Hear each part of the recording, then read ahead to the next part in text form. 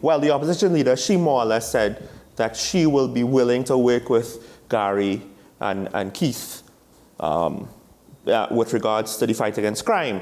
Now, of course, former Commissioner Guy Griffith, who is also now, he has taken up on the position as political leader of a party, he presented this initially to the public on a social media post that he sent a letter to the Prime Minister, etc., etc. He called for this. Now, on one hand, I could understand, okay, technically you have some prior experience. It's not as though you're of zero help, but you're politically charged. That might not necessarily be a net benefit when everything is said and done. And the flip side is, to what extent now, like, what exactly do we need bipartisan dialogue over this issue if it's just going to be limited to this? Because if it was one thing if we had the leaders of the two parties kind of showing a united front to try to be an example to tackle crime. But if they say all the right things about crime, but then go back and do what we saw yesterday from Parliament on last Friday, if they go back to that, every other time, I don't think anybody's going to buy it, and it's not really going to inspire what the coming together should inspire. Sean, what we saw in Parliament is not going to go away anytime soon.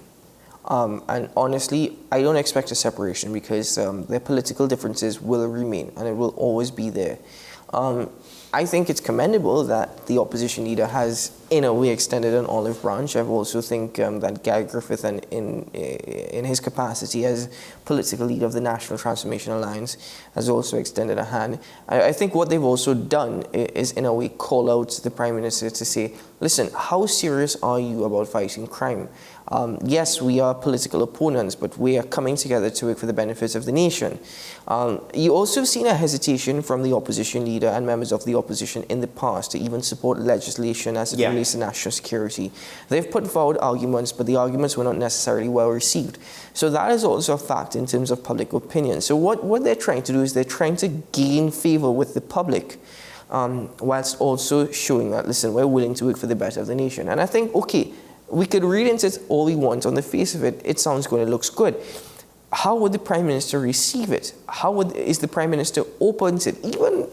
Even the Minister of National Security, is he willing and open to put aside his hatred, and I call it hatred, to work with these individuals?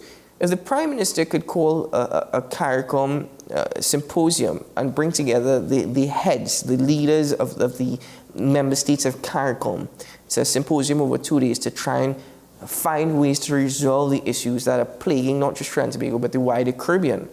Is the Prime Minister also willing to work with members of opposing political parties for the benefit of Trinidad and Tobago? Well, the one thing that would be of great benefit, I don't think you're going to have the opposition shadow minister of national security is going to all of a sudden, pool his ideas with the minister's ideas and we'll get this magical plan.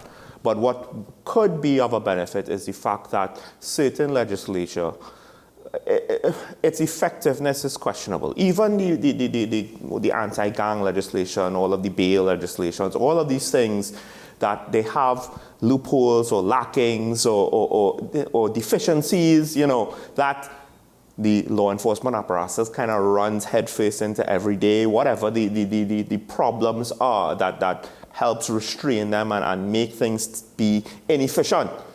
Cases taking long, etc. So that's one area. Parliament, if Parliament comes together to try to figure out the legislation side of things and to clean it up, because we hear it's inferred.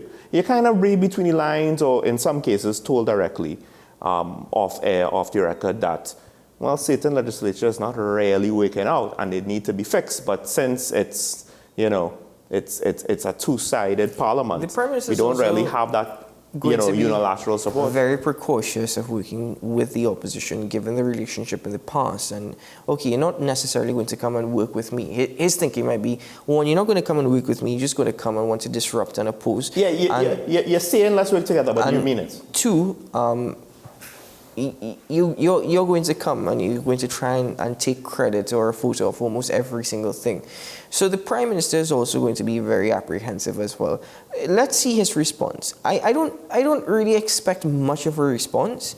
I think it's credible. I think it's if everybody could work together for the benefit of Trinidad and Tobago, I don't see anything wrong with it. And if we and this is the thing, if people here in TNT for just one moment, I'm putting aside politicians. Yeah. If the citizens of TNT for one moment could break away from the chains that enslave them to a political party, any one political party, because it goes back to what we asked yesterday, whatever is said or done, I support in PNM. Whatever is said or done, I support in UNC. I don't care.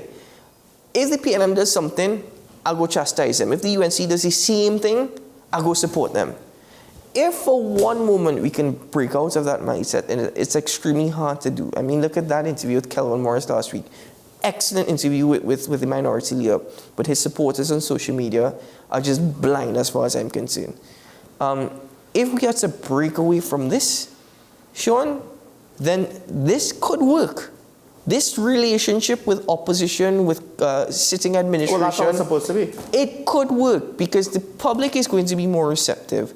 Because what happens now is the Prime Minister also has to respond to his supporters and see how well they take him working with the opposition leader. That might be part of the problem there. But folks, as much as we would like to see the nation emancipate itself from political slavery, we have to take a break.